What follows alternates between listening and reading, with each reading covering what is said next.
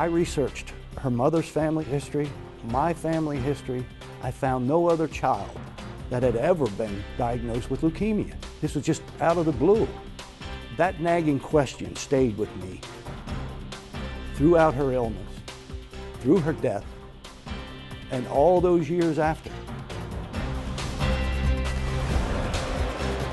We were assured that the Wizards of Wall Street knew what they were doing, and it's now manifest that they did not know what they were doing, and there are a lot of risks out there and probably some mines that haven't exploded yet.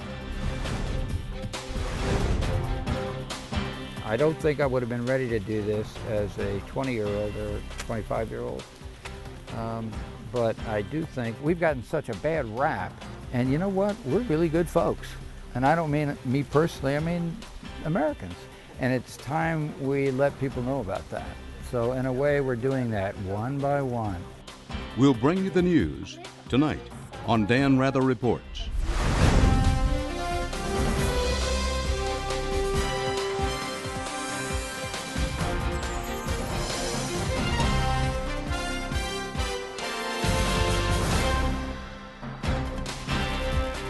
Good evening. Camp Lejeune in Jacksonville, North Carolina, is the place where thousands of young Marines have trained for the day when they will serve and perhaps sacrifice for their country. But what they didn't know was that many of them may also have been sacrificing their health by drinking and bathing in what turned out to be highly contaminated water at Camp Lejeune. Scientists and federal investigators now believe Camp Lejeune may be the worst example of water contamination this country has ever seen. It's estimated that between 500,000 to 1 million Marines and their families were exposed to high levels of chemicals over a nearly 30-year period. And what's most shocking is that Camp Lejeune officials allegedly knew their water was contaminated, yet it took them years to track the source of the contamination and close down the wells. Getting to the bottom of what happened has become this man's mission. Jerry Ensminger spent 24 years in the Marine Corps as a drill sergeant. He trained over 2,000 new recruits. I instilled in those kids our motto, which is Semper Fidelis, which is Latin for always faithful. And I also instilled in them our slogan, that we take care of our own. But Ensminger believes the Marine Corps was not taking care of its own. It all began when he and his pregnant wife were living at Camp Lejeune in the 1970s.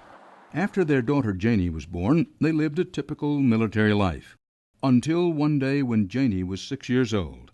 That's when doctors diagnosed the drill sergeant's daughter with cancer, leukemia, and she was about to face years of painful treatment.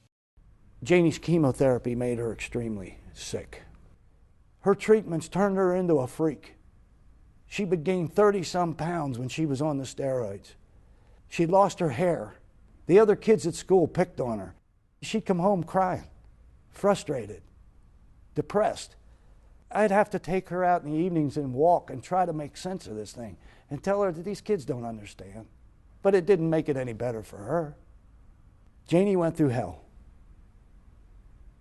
And all of us that loved her, we went through hell with her. For 2 years, Janie suffered round after round of chemotherapy, but ultimately lost her battle in 1985. She was 9 years old. The day she died, I started to cry. And she looked up at me, and she said, "Stop it." And I said, "Stop what?" She said, "Stop crying." I said, "I can't help it, honey. I love you." She says, "I know." And she says, "I love you too." That was the last word she said to me.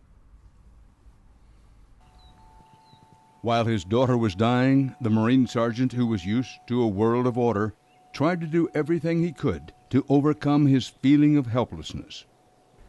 And I researched her mother's family history, my family history.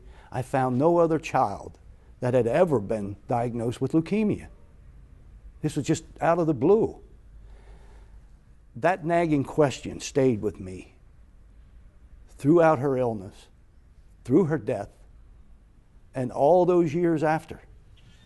After Janie's death, the drill sergeant's life fell apart. His marriage collapsed.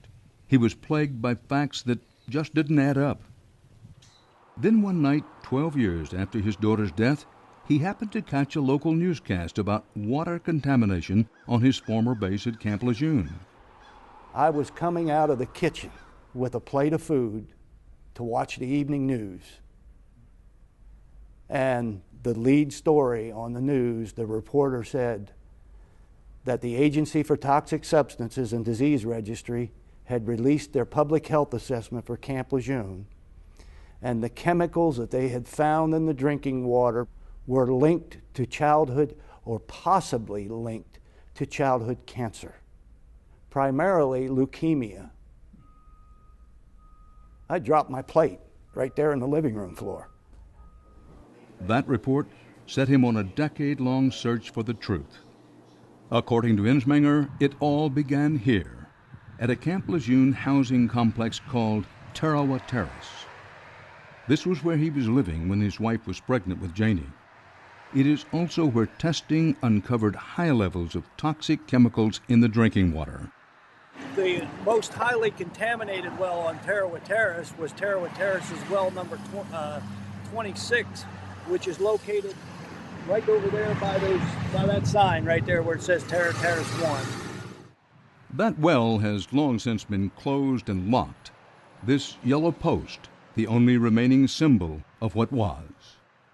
But long before it was sealed, testing confirmed a toxic chemical in the water, a chemical called PCE, a substance used in dry cleaning. PCE in drinking water has been linked to non-Hodgkin's lymphoma, bladder and breast cancer, and leukemia, the cancer that killed Janie. The highest levels that they found in the Tarawa Terrace water system, which is where I lived, was 215 parts per billion. Which is high. Yes, sir. Because the levels that are considered safe now for these chemicals is 5 parts per billion. The contamination came from discarded dry cleaning chemicals that leaked through the sandy soil into the aquifer that supplies the base.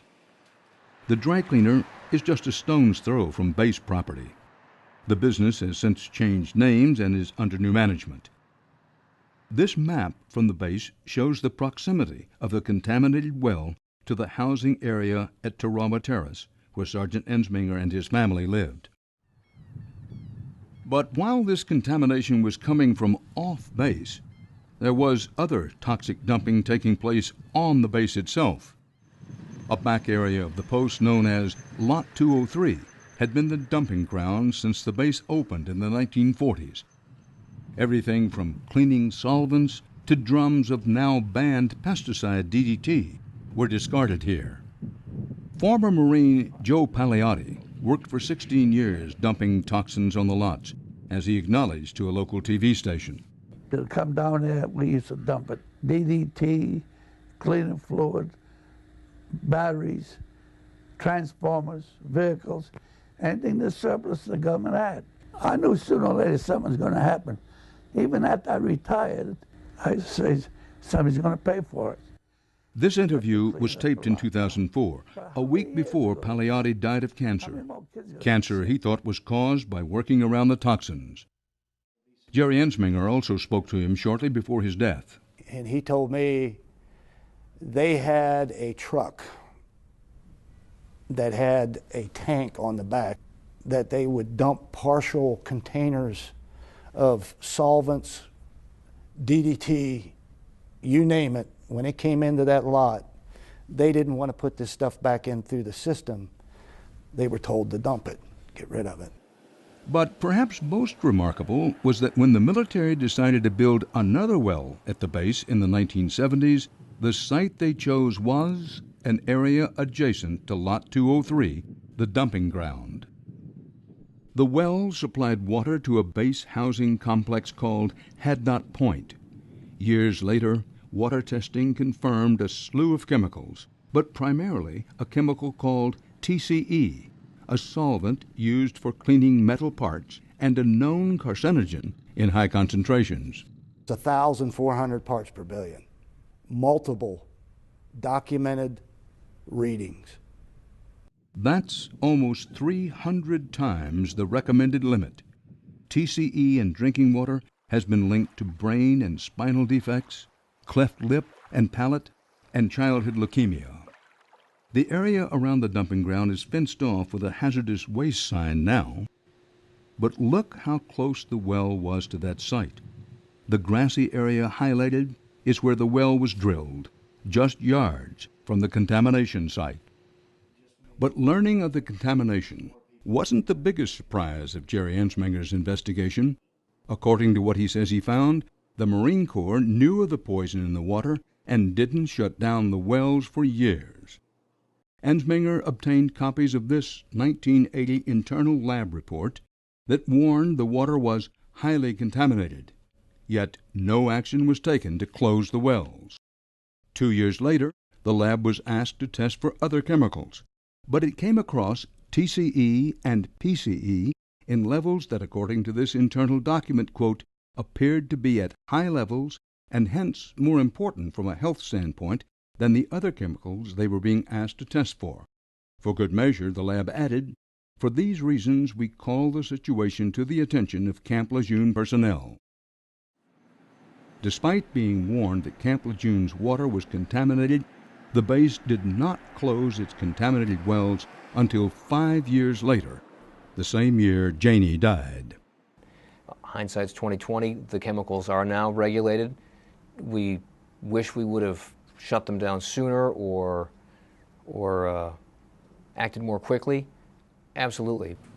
Marine Lieutenant Colonel Michael Tenkate is a lawyer for the Defense Department. He provides legal advice on environmental matters to the Marine Corps. We asked him why the wells weren't closed for 5 years after toxins were found in the water. Remember, those wells were the only source of drinking water on the base. If I could draw a distinction, the chemicals were first discovered in the early 1980s. It was not until late 1984 and early 1985 that it was discovered that it was actually in the wells. I want to make sure I understand here. As soon as it was known that the TCEs and PCEs were in the wells, at whatever level it was shut down? Yes, sir. The base was trying to determine the source, and as soon as they discovered, hey, the source of the chemicals was the well, that well was shut down. But they went to try to find out the source because it was determined that chemicals were in the water. As soon as the chemicals were found in the water, why wasn't the well shut down? And then you could find out where it came from. I think I'm drawing the distinction you're asking about. Again, we worked very closely with the regulators in North Carolina. We continued to try and trace those chemicals. Once the source had been found, we shut down the wells. And compliance is a #1 priority for us. We're talking about the health and welfare of our Marines and their families. But Ensminger uncovered this 1985 letter to the residents of Tarawa Terrace, which seems to downplay the situation significantly. The commanding general describes the contamination levels, up to 43 times higher than the EPA recommendation, as minute or trace amounts. Question how the commanding general could call levels as high as 43 times higher than the EPA's level could be described as minute trace amounts. Sir, I can't respond to that. I mean, I wasn't there at the time, and I'm not a health expert. I don't really have the expertise to comment about what is a low level, what is a high level, what is safe or what is not safe. But we did contact health experts who have studied the effects of these chemicals. The Massachusetts Department of Health, among others, has found an increased risk of childhood leukemia in a group exposed to TCE in utero. Massachusetts is a particularly relevant state. It was in the town of Woburn that high levels of TCE found in the drinking water were associated with high cancer rates. That story was made famous by the best-selling book, A Civil Action, which was made then into a Hollywood movie. 12 deaths over 15 years, 8 of them children. They think it has something to do with the city's drinking water. What I wanted was an apology from someone. what they did to my son.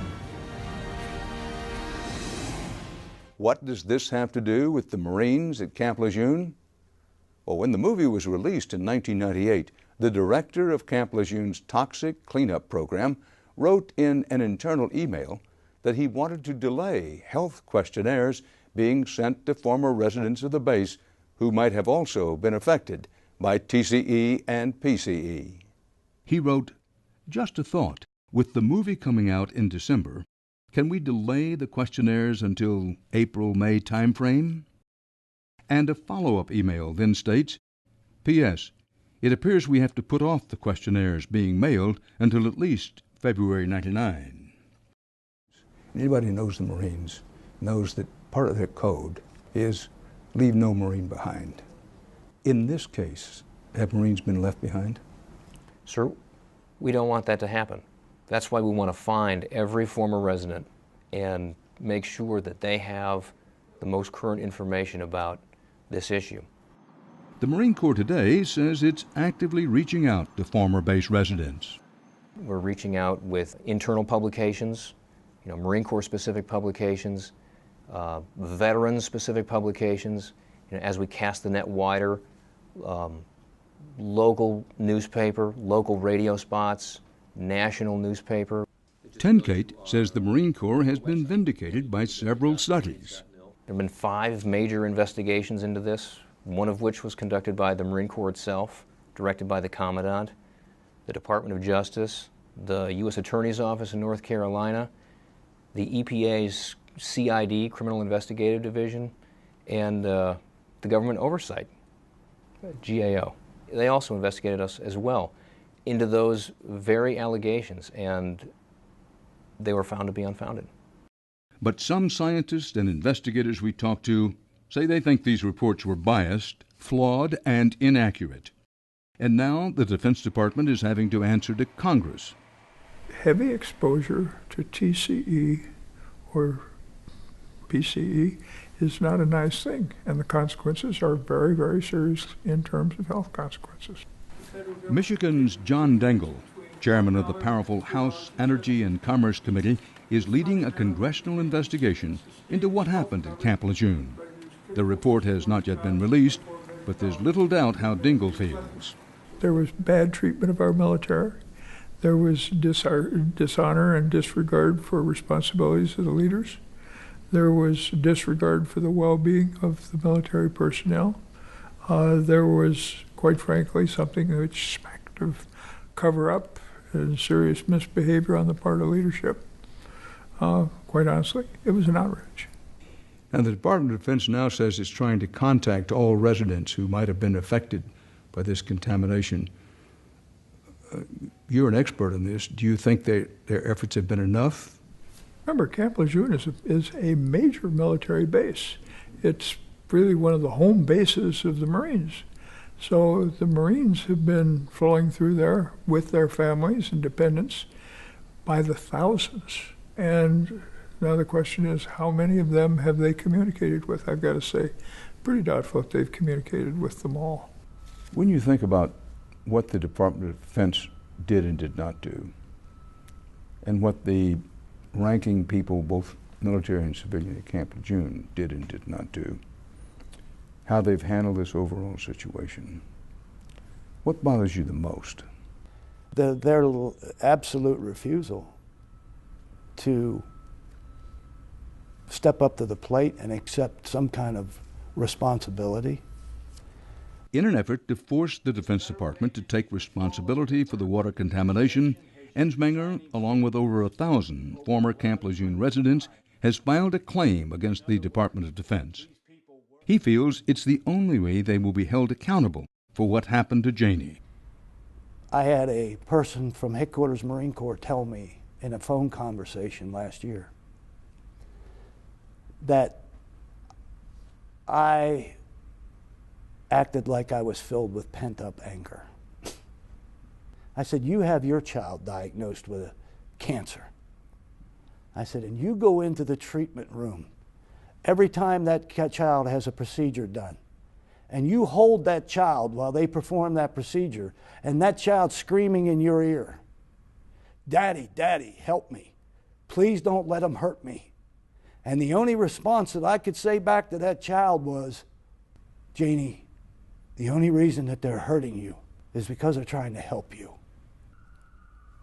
And my response to that person that made that accusation to me over the phone was, no. You people haven't filled me with pent-up anger. You have filled me with a terrible resolve to expose your misconduct, your arrogance, and your incompetence. And I said, I pray to God I will. I swear to God I will. And I will. And finally, these two notes. More than $4 billion in claims have been filed against the Defense Department by former residents of the base. The outcome of the claims is awaiting a report from the Agency for Toxic Substances and Disease Registry. That agency has contacted more than 12,000 children of mothers who were pregnant while on base during the years of water contamination. They found a number of illnesses, including childhood leukemia, at almost double the rate found among children in the general population. But the agency has yet to determine if the increased rates are due to toxins in the water. The agency says that the report has been delayed due to the complexity of the contamination, as well as the difficulty they've had getting accurate information from the Defense Department. The EPA has spent the last 19 years cleaning contaminated soil and water at 46 sites within Camp Lejeune and does not expect to finish until some point between 2020 and 2050. As for the more than 56,000 Marines and family members currently living at Camp Lejeune, their water is now being tested regularly and meets EPA standards.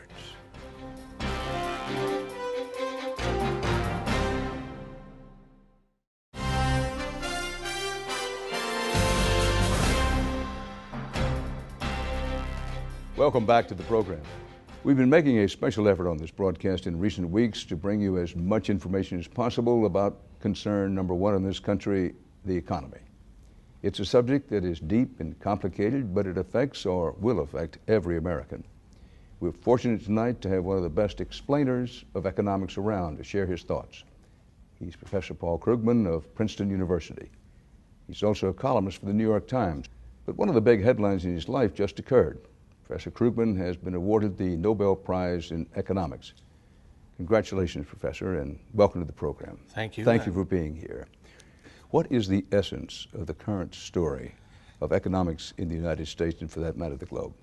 You want to think of it as being like the great banking crises of history. I mean, this is something, there are family resemblances between what's happening now and what happened in the early 1930s. Big losses on some investments, not a stock market bust this time, but a housing bust, leading to a sort of loss of trust, loss of confidence in the financial system.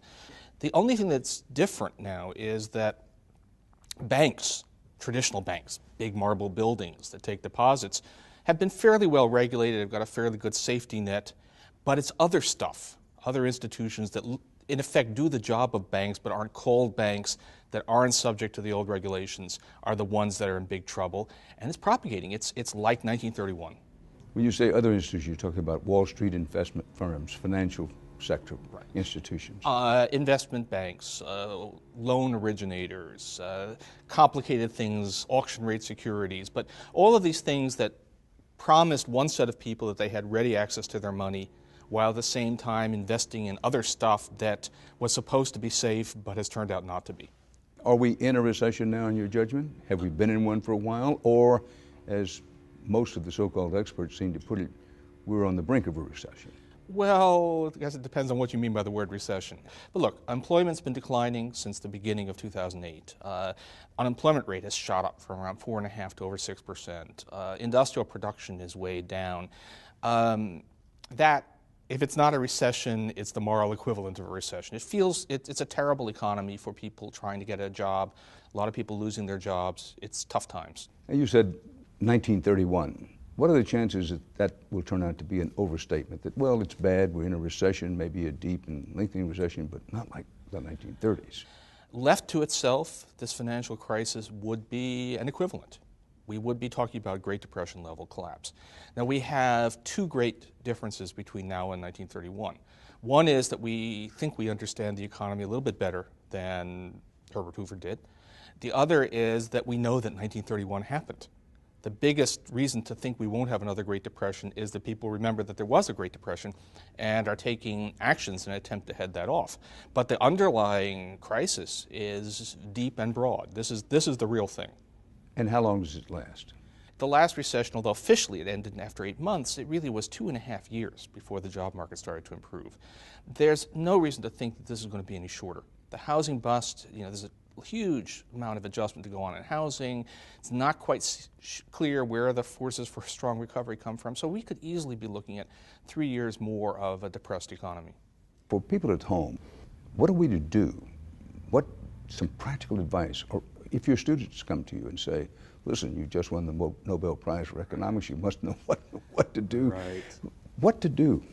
Well, we're talking about individuals. We're talking about individuals. I'm being very cautious personally. I'm not in the stock market at the moment. I bought some muni bonds, mostly because I think that in the end Washington will come to the rescue of the states and the local governments.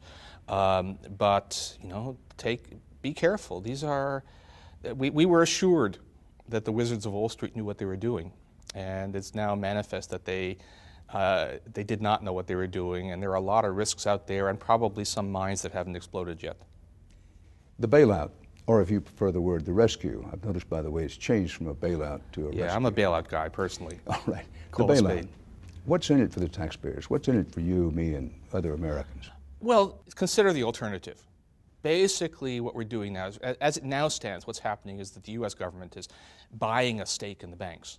And it's in that way, it's providing them cash, and then it's taking a share in the upside if and when things recover. So putting cash into the financial system is something we had to do. I don't like it. I don't like the idea that in some ways we're taking some of the people responsible for this mess and taking them off the hook.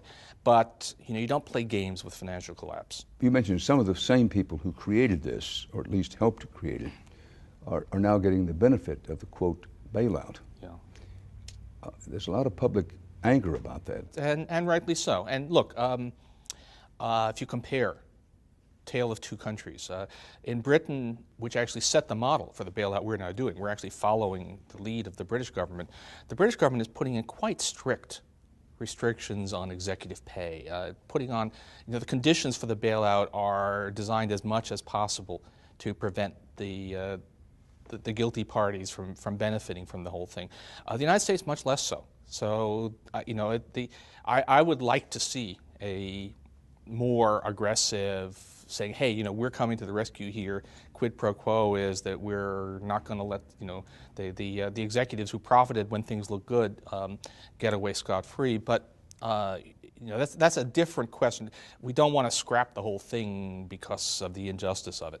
Correct me if I'm wrong. You favor stricter regulation, maybe quite a bit stricter regulation, and oversight on Wall Street. But doesn't that, or does it just run counter to what Wall Street is? Wall Street's a market. You don't want regulation. Well, 75 years ago, somebody would have said, well, banks are a private sector. They should be left to themselves. But it turned out that a banking crisis practically destroyed the world as we knew it. So strict regulation of banks, strict oversight of banks was put into place. And the world worked pretty well for the next half century. That was not a problem. Now it turns out that we have institutions that are every bit as capable of wreaking havoc as banks. That turn out we have to rescue them the way we rescued banks in the 1930s. So they ought to be regulated like banks. There's no natural law that says that financial markets have to be left have to have Wild West codes of behavior. We can do this, and we did it before. And I'm just saying we should do for this expanded banking system what we did for the old banking system when FDR was president. And to those who say, but that's socialism, we believe in capitalism. Capitalism has its ups and downs, but on the whole and in the main, it works a whole lot better than the government trying to run institutions such as banks. You say what? Well, after World War II, under this regulated banking system, relatively high taxes, we had the greatest generation of economic growth in American history.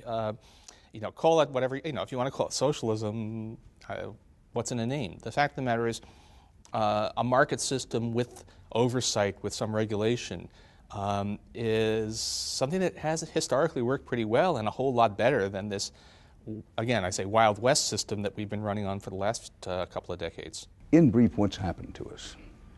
How do we get here? It's a bunch of things, right? But look, ideologically, there was a push towards this. The market is always right, the government is always wrong. That push was possible largely, I think, because the memory of the Great Depression had faded. The 30s receded into the past, began to seem like all the things that happened then were old wives' tales, myths. It's not so much that we stripped away the safeguards we had in our system as the world got more complicated and the safeguards were not updated to keep track of that. And so we were vulnerable to this awesome crisis. So the housing bust led to a banking bust. Any other busts out there near the horizon that we ought to be on the lookout for? Well, yeah. There are several sectors that are also have got lots of debt that might be problematic. It's mainly because the economy itself is now the real economy, the economy of jobs and wages and profits is now in a steep slide. So then we worry about consumer debt, worry about credit cards. There's rapidly rising defaults on credit cards. We worry about corporate debt. Corporate bankruptcies are going to go up. It's starting to happen. And all of that gives you the possibility of another round of stuff. I mean, I sometimes have this image in my mind, this is not reassuring, of, when a building is hit in an earthquake, some of the top floors collapse. You say, oh, well, that's okay. But then they bring down another floor, and that brings down another floor, and the building pancakes. And I'm a little worried about this could happen to our system. In fact, as the housing market imploded and as home equity loans dried up, a lot of people turned to credit cards to keep on being able to pay their bills. So there's probably a lot of bad credit card debt accumulated relatively recently in the last couple of years, which is going to turn to a problem. So it's not as big. Housing before the bust was $20 trillion of wealth, which has probably now been shrunk by 7 or 8 trillion. There, even I can't get this right. And the other things are not nearly that big, but it can feed on itself. Well, let's talk about the presidential campaign. How have Senator John McCain and Senator Barack Obama handled the economic crisis, what they've said about it? Well, Senator McCain, is fundamentally a free market guy, a deregulation guy. His best friend, his chief economic advisor until he said something about us being a nation of whiners was Phil Gramm, who was Mr. Deregulation. Former Senator Phil Gramm. That's right. And he's tried to reinvent himself as, oh, well, I'm against greed, but that's not where he's been historically. And even when he tries to talk about it, he tries to place the blame on the government. He talks about Fannie and Freddie, which were certainly behaved badly, but are not, by any reasonable analysis, at the core of this crisis. But in McCain's vision, that's what it's about. Obama is basically a pro-regulation guy. He was actually pro-banking regulation before that became sort of the consensus. He's not taken a leadership role on responding to the crisis, which maybe you wish he were doing more of that, but on the other hand, that is very difficult for an individual presidential candidate to do.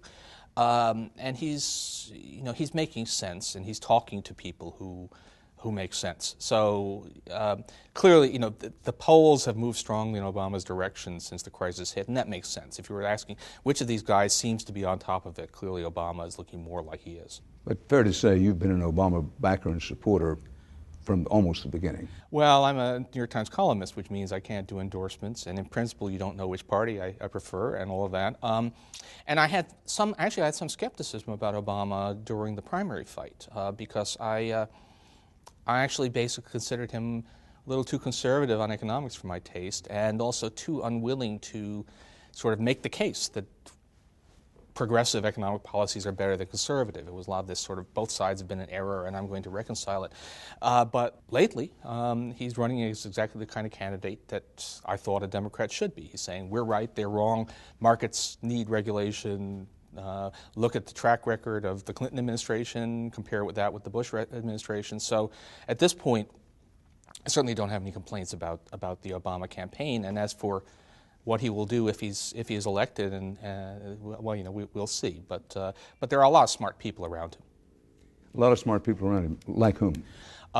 He's got a lot of. He's talking to Robert Rubin, Larry Summers. These are former Treasury Secretaries. Former Treasury Secretaries who are very, very Clinton-associated people who are very good, and they didn't get everything right in this crisis, but they're very good.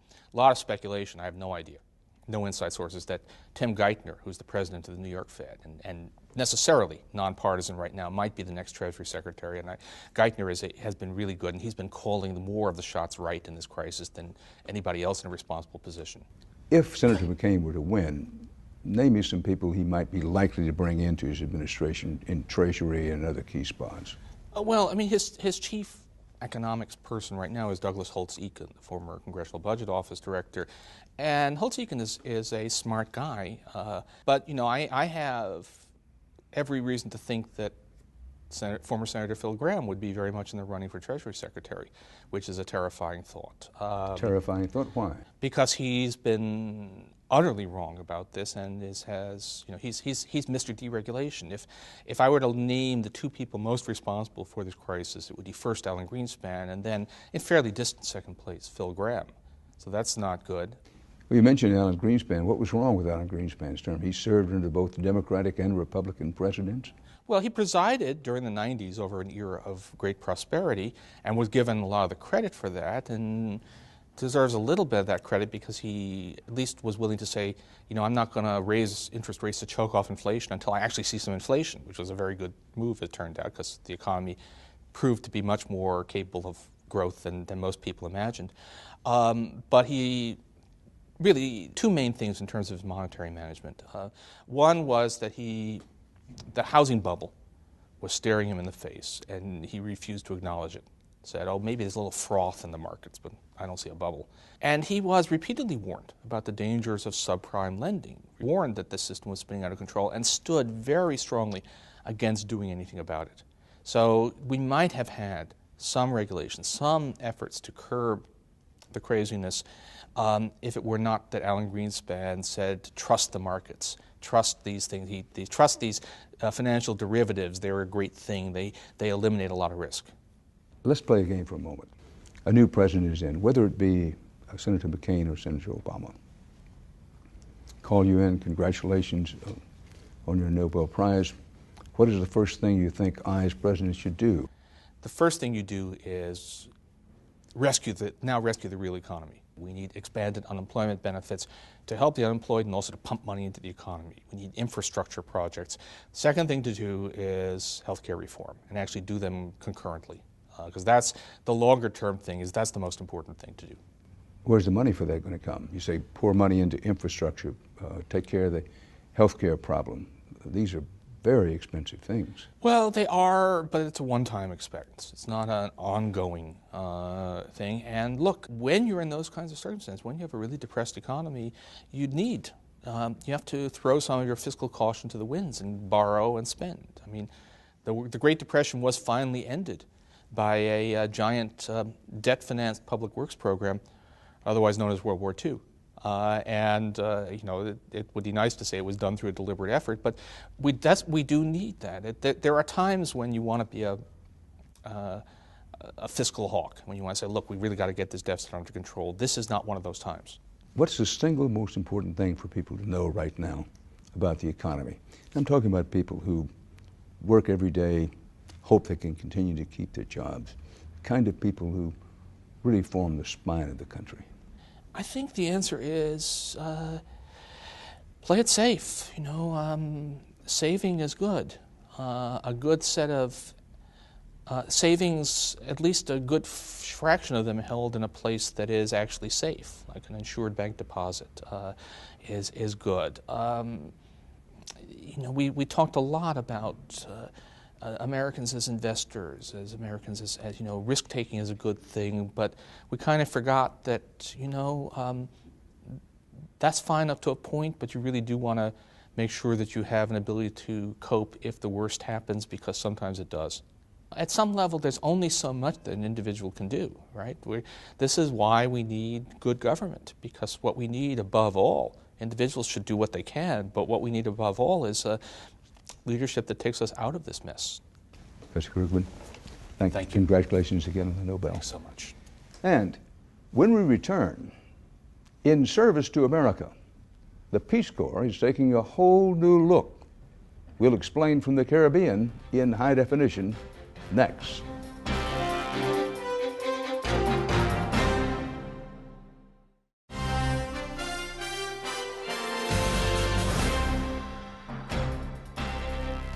For our next report, we take you to the tiny island nation of Jamaica to take a look at an organization that's in the process of redefining itself, the Peace Corps. Over the past half-century, the Corps has grown up, but the goal has remained the same: to serve others. Both Senator John McCain and Senator Barack Obama have called for increasing the number of Peace Corps volunteers the U.S. is sending abroad.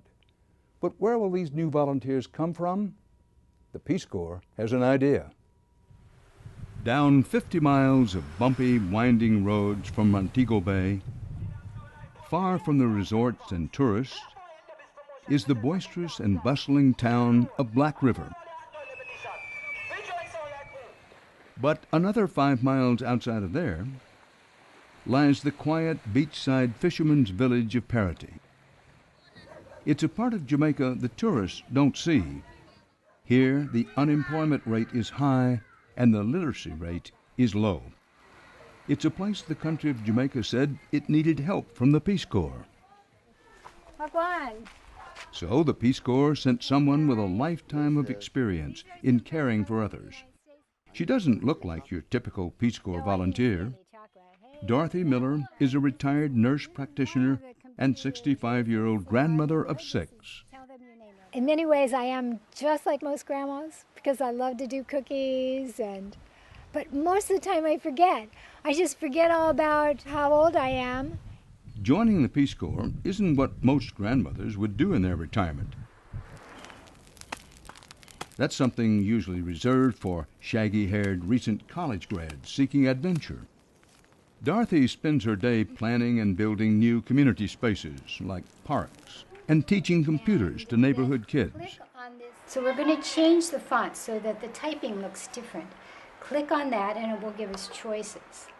She is one of hundreds of volunteers over the age of 50 now serving abroad, part of the Peace Corps' new 50+ initiative.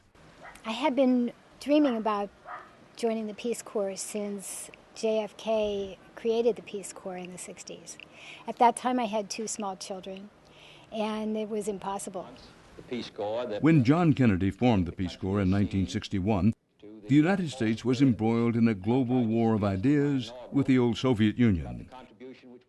The Peace Corps was a way to show developing nations that Americans wanted to help with education, health care, and community development. Almost half a century later, there is a new push to get that same generation who heard that original call to serve. In the 60s, they were the nation's young idealists. Today, they're the country's retiring baby boomers. Over the years, I've always thought, someday I'm going to join the Peace Corps. So for me, it was one of those things that you put on a list. I heard a couple of Jamaican women talking recently, and one said to the other, well, have you made the bucket list yet? And she said, bucket list? No, what are you talking about? She said, you know, all the things you want to do before you kick the bucket. And so I guess that was on my bucket list. Dorothy, who lives in Florida, set her hopes on an adventure in Africa. But instead, the Peace Corps placed her on the southwest coast of Jamaica, only a few hundred miles from home. We decided that even though it wasn't our first choice, not even our second, we would do it because we might not get asked again. Dorothy says we because she didn't come to Jamaica alone. Actually, that was one of the reasons I married Jim. I finally found somebody who would go to the Peace Corps with me. Apparently I was malleable enough. She said, well, I can make this guy do just about anything.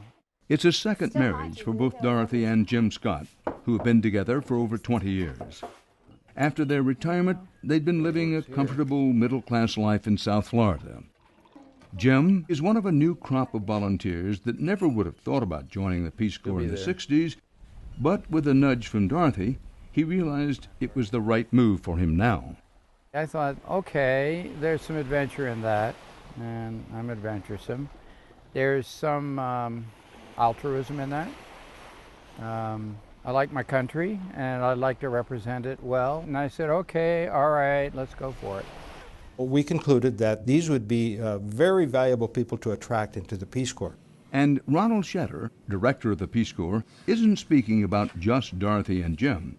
He's talking about the 77 million baby boomers who are starting to retire. Shetter launched the 50-plus program 2 years ago after he was appointed by President Bush. They now not only bring the face of America, but 35 years of experience that we could apply to the skills that are needed around the world. And they bring that level of maturity. And in many of these countries, as in most countries around the world, age has a certain distinction and a certain amount of respect in and of itself. So if you put all those components together, I said, this is a given. We should attract more of these people into the Peace Corps, and that's why we launched the program. And the program is taking hold. Over the last 2 years, Peace Corps volunteer applications of people over 50 are up 65%. Many of them will come up and say, you know, I remember when President Kennedy rolled this out. I was really going to do it then, but I got married, I was still in school, or, you know, my life just wasn't quite ready. And now I am, and I'm going to give back in this unique way. And so, my fellow Americans, ask not what your country can do for you, ask what you can do for your country. And then there's a second sentence to that he stated that is often overlooked, but is really powerful when it comes to the Peace Corps. And so, my fellow citizens of the world, ask not what America will do for you, but what together we can do for the freedom of man. And just think about the power of those words with regards to what the Peace Corps is about, and it really does fit. Well, I must say that when I was in my 20s and this program first came on, I thought it was just a program for a bunch of, you know, wild liberal hippies. While other young people were joining the Peace Corps, Jim served as an Air Force officer stationed all over the U.S. and Greenland. I don't think I would have been ready to do this as a 20-year-old or 25-year-old. But I do think that there is, we've gotten such a bad rap, and you know what? We're really good folks. And I don't mean me personally, I mean Americans. They're solid citizens, and they're really great people in our country. And it's time we let people know about that. So in a way, we're doing that one by one. Jim, a retired hospital administrator, has put his professional skills to work at the Black River Hospital, up the road from where they're living. I describe it as headwork and handwork. I do both. Now, this is an example of some of the handwork, and we're not talking about furniture-grade cabinet building here. We're talking about rudimentary carpentry. Meanwhile, Dorothy works with the Parity Community Board President, Pauline Bell, figuring out what's next in their plan to build a beachside park and a sports field. So you can see Lot 75 as you approach, great. And it's going to look so beautiful. Oh, great. Right to the sea? Yes. It's the first time we've had a couple, which is really kind of different to work with. The previous ones have been, you know, single guys who, you know, they've done a lot of work, but they're also interested in the ladies and, you know, generally socializing. Dorothy and Jim have really got their hands stuck in and done some serious kind of, you know, work. Yeah, man. Welcome to Jamrock. Mimi and Grandpa Jim, the loving nicknames that even many of the adults in Jamaica call them, have learned getting somewhere on time is not always part of the Jamaican culture. So they have adapted. When Dorothy's ready to start lessons on computer skills for the neighborhood kids, she hangs a flag in her yard and the kids come running. Okay. Mimi, she read with us and she play computer with us, and we learn a lot from them. They're the first Peace Corps that come that has so much fun with us, and we like them. Karen, hi. And Dorothy and Jim said they're learning a lot from their Jamaican neighbors as well. Karen is very important in our lives because we have contracted with her to provide us dinners every day for 5 days a week. And this gives us a real taste of Jamaican food. Karen's food is better than any restaurant we've ever been, except there are a couple of things we don't like that Karen likes. Right, like the foot. The foot. We don't like. We don't like foot. I don't like any we foot. don't like cow foot. No chicken no foot. Chicken No chicken foot. No. No. I don't do feet. No. Goat foot. We don't want goat foot either. Dorothy and Jim are halfway through their 2-year commitment. But the Peace Corps isn't for everyone, especially those in their 50s and 60s. It took 3 years for them to clear the required rigorous medical tests and receive their placement. Once they did, they said goodbye to their children and grandchildren back in the States. The work can be backbreaking, and the living conditions range from Spartan to primitive. It's hard living here. There's a lot of beauty, but there's a lot of struggle too. And so one of the struggles is the mosquitoes. At one time, I was so obsessed with mosquitoes. I counted them, and I had probably about 52 mosquito bites on my body at one time. In their first year here, they both got dengue fever from mosquito bites, and they found daily life in Paratee has its difficulties. Well, I'm not used to washing my clothes in a bucket, and we have no air conditioning, and often our infrastructure is unreliable. We don't get water for 2 or 3 days at a time, and that's a challenge. We don't get electricity sometimes. And it's hard work out in the fields. The Peace Corps does not allow them to drive cars, so they pack their machetes on the back of their bikes, ride to the site of the future sports field, and start chopping. If you stay hydrated, there's nothing better than bush in a field to keep you in shape. You have to understand what it's like. You know, it's not going to be living in your luxurious suburban home anymore, and you have to sacrifice that. Peace Corps Director Shetter is honest about the hardships, but he's busy searching for the right type of older American who can make it work.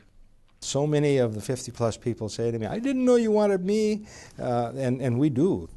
As Jim and Dorothy have shown, the Peace Corps is not just based on clearing fields or organizing the hospital. Connections are being made in unlikely ways, such as when the local kids asked Dorothy to teach them yoga. And hands over the head. The children saw me doing yoga, and they said, "What are you doing, Mimi?" And I explained to them, and they wanted to try. One more deep breath in. There's some altruistic feeling about it. And then, of course, there's just the idea of something different. It's certainly not, it's better than perhaps sitting around a retirement community, doing water aerobics or something and waiting to move into assisted living. We'll have our time for that, but we weren't quite ready for that part yet. So here we are, and enjoying it. Not always, but for the most part, enjoying it. While the Peace Corps has seen a steady rise in applications, the program is actually suffering a budget shortfall that officials blame on rising fuel costs and the declining dollar. As a result, the program will have to accept fewer volunteers this year. That will likely change with an expanded budget under the next administration.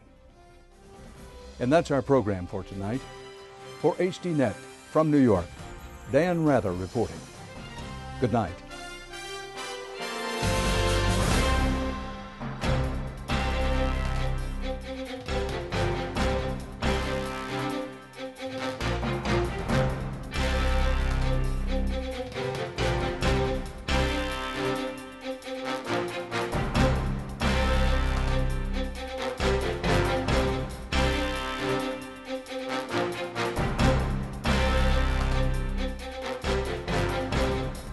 If you would like to add your name to an email list for information on upcoming programs, or if you would just like to send a question or comment, please email us at viewer@hd.net.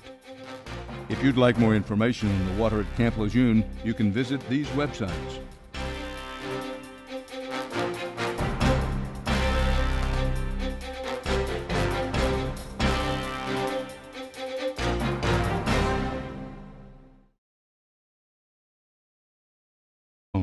Memorial Hospital.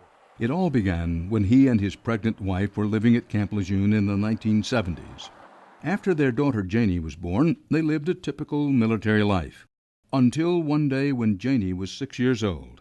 That's when doctors diagnosed the drill sergeant's daughter with cancer, leukemia, and she was about to face years of painful treatment.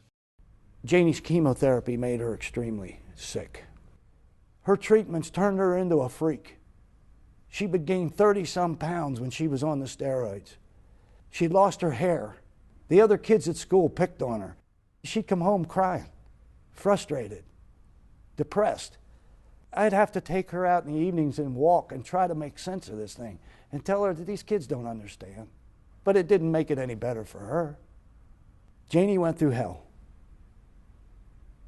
And all of us that loved her, we went through hell with her. For 2 years, Janie suffered round after round of chemotherapy, but ultimately lost her battle in 1985. She was 9 years old. The day she died, I started to cry. And she looked up at me and she said, "Stop it."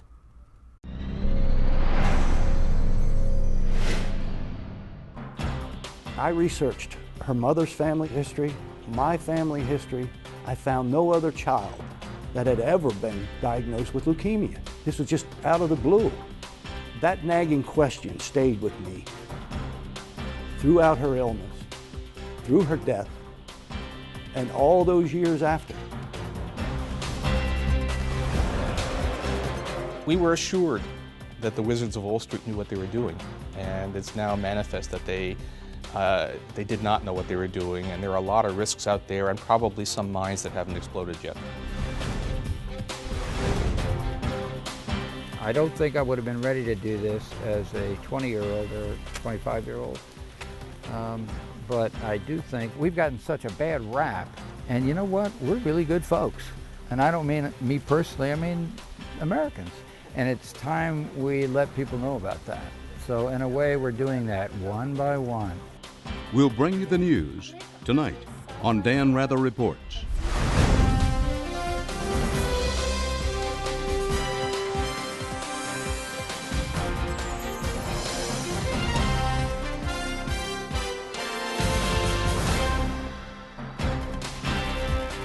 Good evening. Agency for Toxic Substances and Disease Registry had released their public health assessment for Camp Lejeune, and the chemicals that they had found in the drinking water were linked to childhood, or possibly linked to childhood cancer, primarily leukemia. I dropped my plate right there in the living room floor. That report set him on a decade-long search for the truth. According to Insminger, it all began here, at a Camp Lejeune housing complex called Tarawa Terrace. This was where he was living when his wife was pregnant with Janie. It is also where testing uncovered high levels of toxic chemicals in the drinking water. The most highly contaminated well on Tarawa Terrace was Tarawa Terrace's well number 26, which is located right over there by that sign right there where it says Tarawa Terrace 1. That well has long since been closed and locked. This yellow post, the only remaining symbol of what was.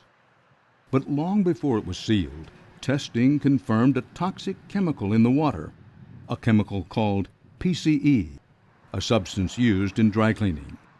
PCE in drinking water has been linked to non-Hodgkin's lymphoma. And I said, "Stop what?" She said, "Stop crying."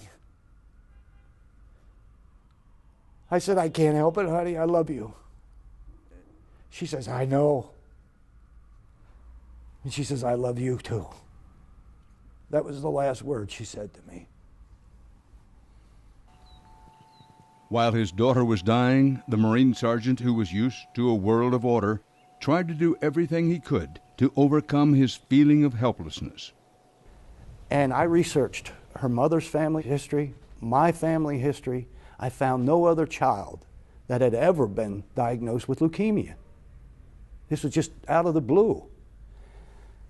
That nagging question stayed with me throughout her illness, through her death, and all those years after. After Janie's death, the drill sergeant's life fell apart. His marriage collapsed. He was plagued by facts that just didn't add up. Then one night, 12 years after his daughter's death, he happened to catch a local newscast about water contamination on his former base at Camp Lejeune. I was coming out of the kitchen with a plate of food to watch the evening news.